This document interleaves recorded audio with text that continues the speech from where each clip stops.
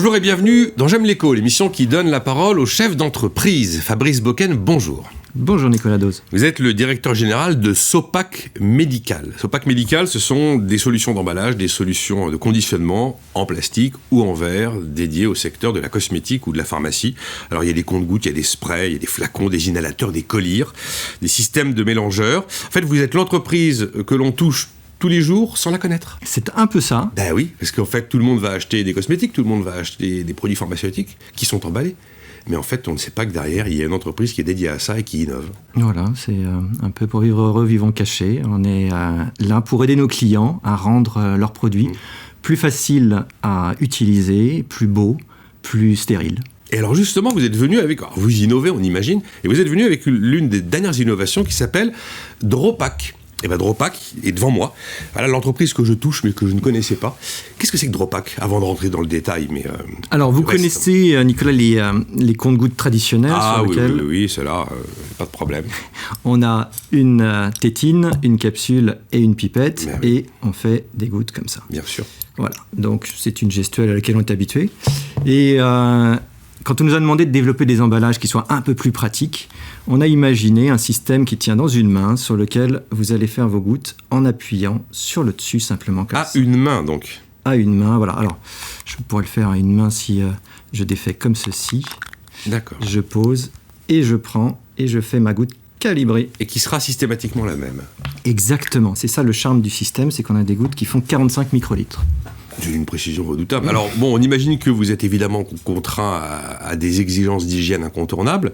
Il y a quelque chose quand même qui s'est rajouté dans notre vie, c'est les contraintes environnementales. Et comment est-ce que vous avez adapté tout ce que vous faites avec toutes ces normes et toutes ces contraintes environnementales vis-à-vis desquelles on ne peut plus transiger? Alors, notre activité, elle est à 50% dans la cosmétique, à 50% dans la pharmacie. Au moins, c'est ça. Et c'est vrai que dans la cosmétique, on a le souci depuis quelques années d'avoir des produits qui sont favorables au développement durable. Donc on a proposé à nos clients des solutions avec des produits issus de ressources naturelles, qu'on appelle biosourcés, des produits biodégradables, c'est-à-dire qui peuvent se dégrader rapidement, des produits qui font les deux, mais également d'incorporer des matières recyclées, alors soit de nos lignes de production, soit des filières qui sont en train de se mettre en place pour pouvoir les réincorporer dans des produits finaux. Il y a toujours plus de contraintes réglementaires et j'imagine que vous n'y échappez pas. Absolument. Alors pour nous, c'est plus une opportunité parce que... Alors j'allais vous dire, vous êtes comme les autres, vous en avez assez de cette surtransposition des normes, notamment en France où on est très doué pour ça. Alors peut-être pas sur le côté environnement, parce que sur le côté environnement, on a les solutions qui sont disponibles et c'est encore le marché qui a besoin de les utiliser, de s'y adapter.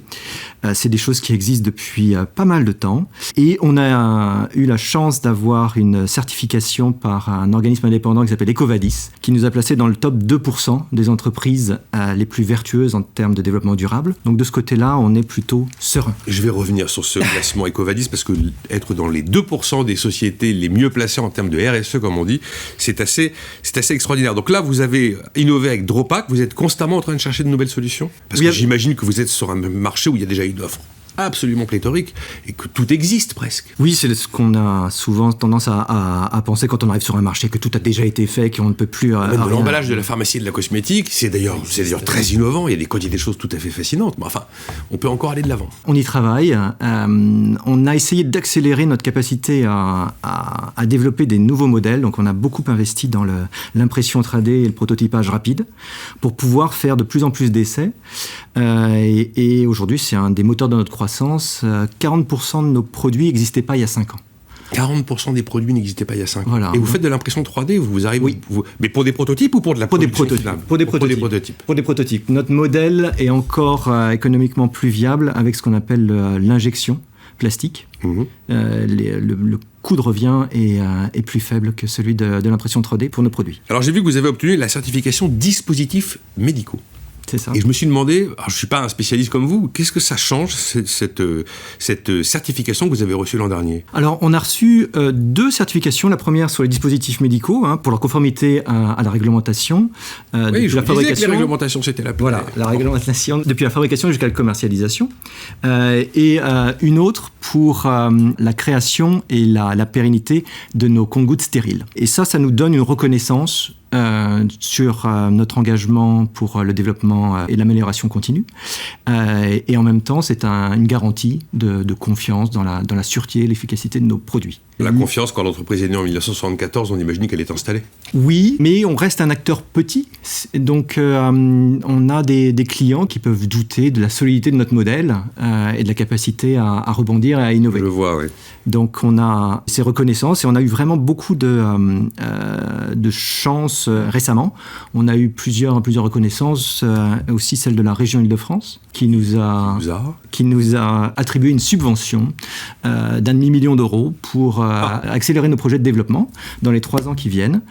Et ça a été labellisé Powered by Paris Region. Et maintenant, on le met fièrement sur le site parce que ça aussi, ça assoit notre crédibilité.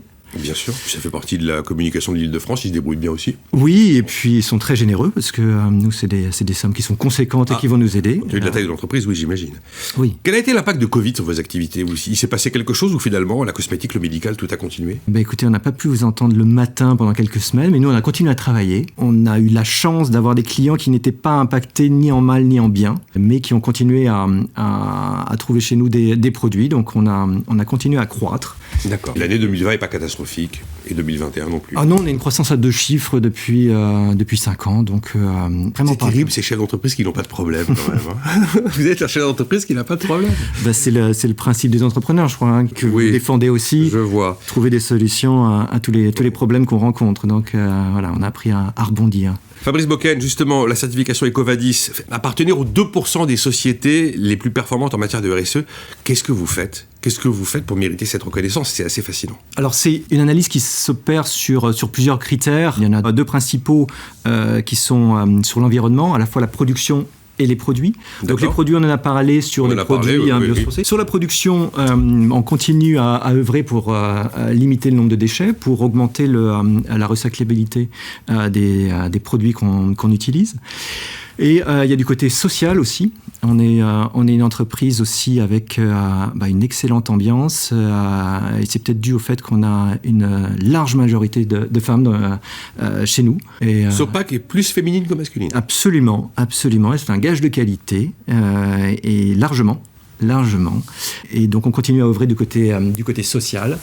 Et puis il y a un 3e point sur les droits de l'homme aussi, sur lequel on a mis en place des procédures, même si on ne se sent pas forcément directement confronté, mais on a mis en place des procédures d'alerte si jamais il se passait quelque chose, tout comme on le fait pour l'éthique aussi, si jamais il y a un soupçon de corruption quelque part.